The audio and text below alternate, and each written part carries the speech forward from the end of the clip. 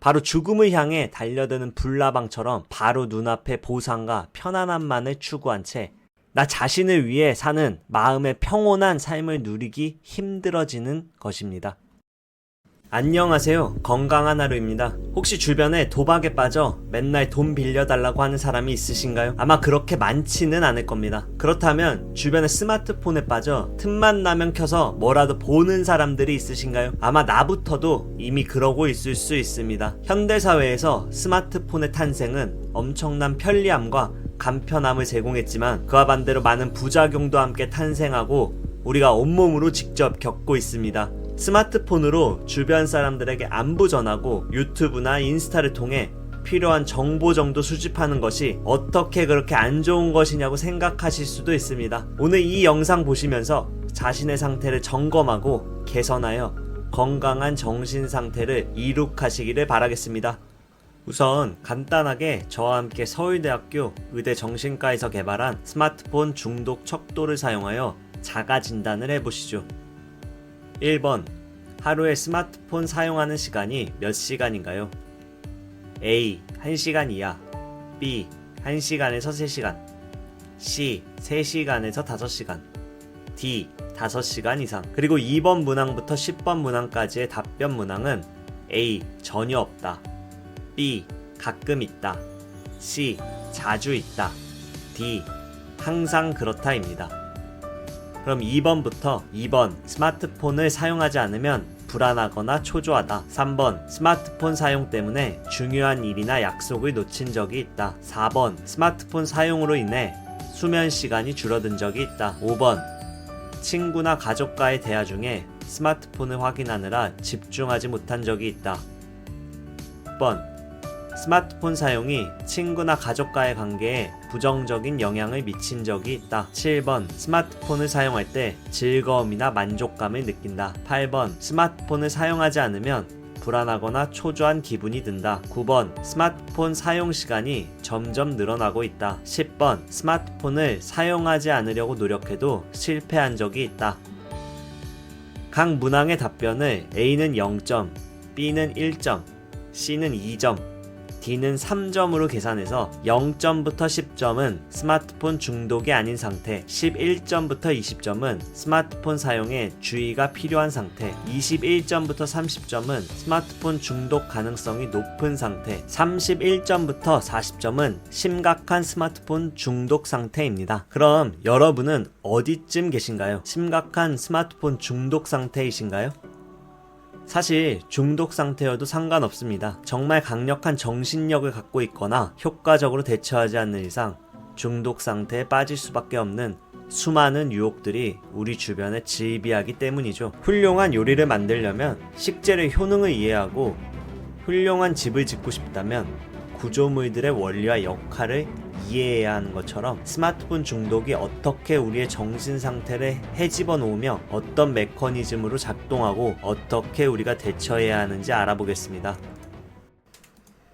서울대학교 의대 김영한 교수팀은 스마트폰 중독과 뇌 도파민 소용체 밀도에 어떤 영향을 미치는지를 연구했습니다. 스마트폰 중독 그룹과 아닌 그룹으로 나누어 뇌 스캔을 통해 선조체와 전두엽을 위주로 뇌의 도파민 소용체 밀도를 시각화하였습니다. 결과는 중독 그룹의 도파민 소용체 밀도가 더 높았으며 주의력 결핍과 충동 조절 문제가 더 많이 발생했습니다. 이는 밀도가 높아지면 보상에 대한 민감도가 증가하고 중독 행동이 강화된다는 것으로 확인됐습니다. 여기서 자세히 살펴봐야 하는 것은 바로 도파민입니다. 아마 일상생활 하시면서 도파민이란 단어를 많이 들어보셨을 겁니다. 도파민은 우리 뇌와 신체에서 중요한 역할을 하는 신경 전달 물질입니다. 신경세포들 간의 신경 전달을 도우며 뇌의 여러 영역에서 다양한 기능을 담당하고 있습니다. 우리가 삶을 살아가는데 삶의 의미를 찾는 데 있어서도 과학적인 관점으로 보았을 때 바로 이 도파민이 큰 역할을 한다고 할 수 있습니다. 어렸을 적에 공부를 열심히 하고 시험에 좋은 점수를 받아본 기억이 있으신가요? 마치 그동안의 노력을 한 번에 보상받는 그런 느낌, 바로 도파민이 제대로 작동한다는 증거입니다.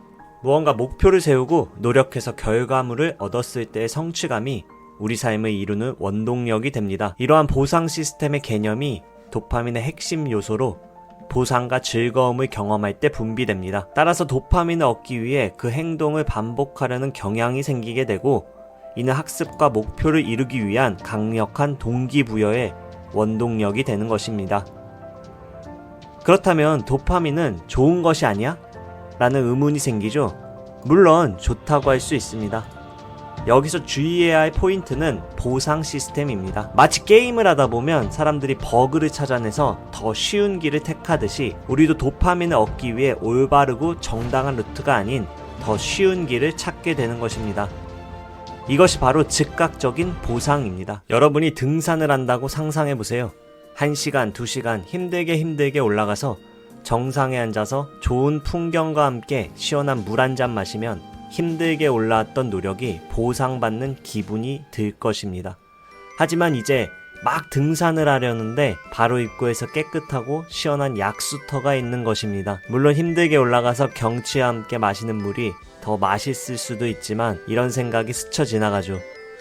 굳이 다리 아프고 숨차게 올라가서 물 한 잔 맛있게 안 먹어도 여기서 시원하게 맛있는 물을 먹을 수 있는데, 심지어 올라가면 다시 내려와야 하잖아. 스마트폰을 포함한 게임과 소셜미디어는 손가락만 움직이는 노력으로 짧은 시간 내에 빠른 결과물을 창출합니다. 따라서 이러한 즉각적인 보상은 도파민 수치를 급격하게 높이며 반복적으로 이 행동을 하게 만듭니다. 여러분, 만약 갑자기 친구가 찾아와 돈 100만 원을 주면서 예전에 도와준 거에 감사하다고 하면 기분이 어떨까요? 돈의 액수를 떠나서 일단 기분이 좋을 것입니다. 갑자기 꽁돈이 생겼으니 말이죠.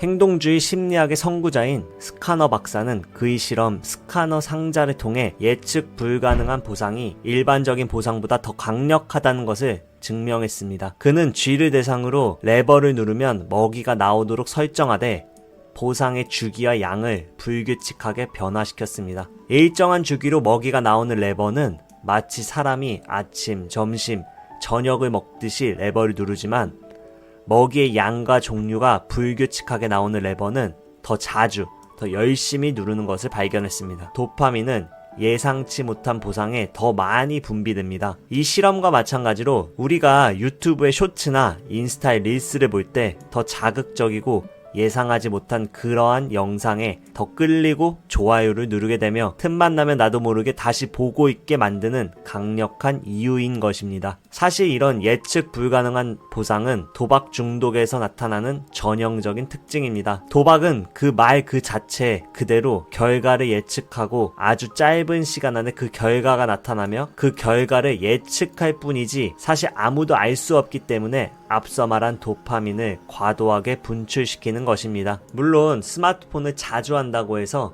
설령 중독 증상이 있다고 해서 도박처럼 패가망신하고 남에게 피해를 끼치거나 하지는 않습니다. 심지어 불법도 아니죠. 하지만 이러한 방식으로 도파민 수치가 급격하게 높아지는 것을 반복하면 우리의 뇌는 더 이상 일상적이고 장기적인 목표에 대한 도파민 분출, 즉 성취감의 동기부여를 점점 상실하게 되는 것입니다. 바로 죽음을 향해 달려드는 불나방처럼 바로 눈앞에 보상과 편안함만을 추구한 채 나 자신을 위해 사는 마음의 평온한 삶을 누리기 힘들어지는 것입니다.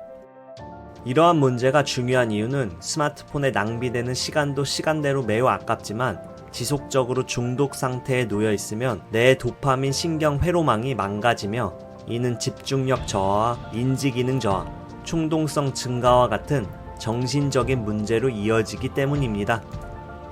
다이어트를 위해 야식을 끊어야겠어. 아침형 인간이 되기 위해 일찍 자고 일찍 일어나서 산책을 하겠어 와 같이 우리는 많은 결심을 하고 대부분 성공하지 못하죠.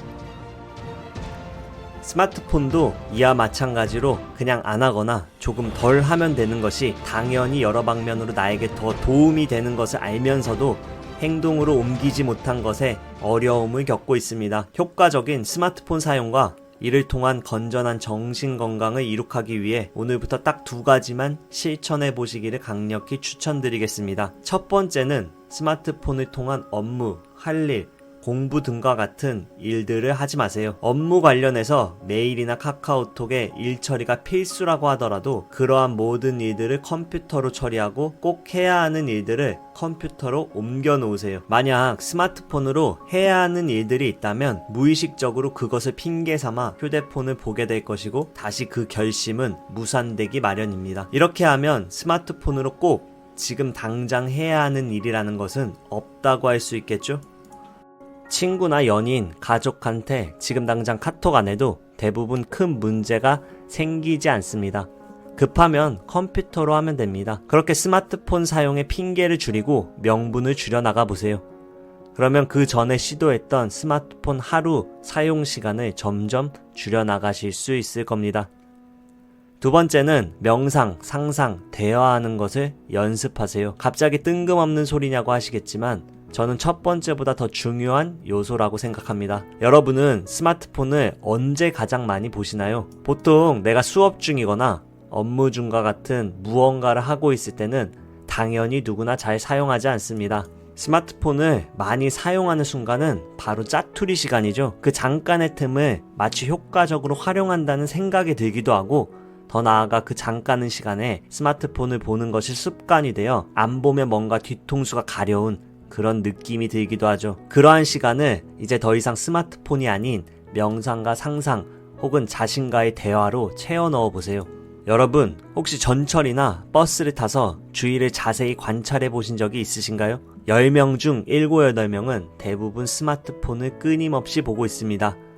특히 젊은 사람들일수록 그 비율은 더 심합니다. 내가 출퇴근길이나 혼자 밥을 먹을 때라든지 틈틈이 비는 시간에 스마트폰 유혹이 가장 취약한 시점입니다. 처음에는 어색하기도 하고 뭘 어떻게 해야 하는지 모르실 수 있습니다. 그냥 어렵게 생각하지 마시고 즐거운 상상부터 한번 해보세요. 예를 들면 저번 주말에 운동을 하면서 잘했던 나의 모습이라든지 친구가 했던 웃긴 이야기들, 오늘은 무엇을 할지, 더 나아가 이번 달, 올해에는 어떤 목표를 세우고 이룰지에 대해 조금씩 생각해보면 됩니다.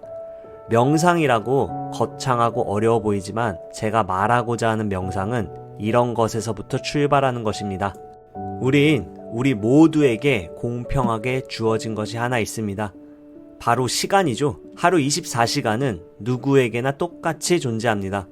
다만 차이점은 그 똑같은 시간을 어떻게 활용하는지에 발생하는 것이죠. 오늘부터 작고 사소하더라도 그 실천을 통해 어제보다 건강한 오늘의 나 자신을 만들어 보세요. 그 작고 사소한 차이가 모여 과거의 나에 비해 더 당당하고 건강한 미래의 나를 탄생시키는 것입니다. 미국 100달러의 주인공 벤자민 프랭클린의 말로 오늘 영상 마무리하겠습니다.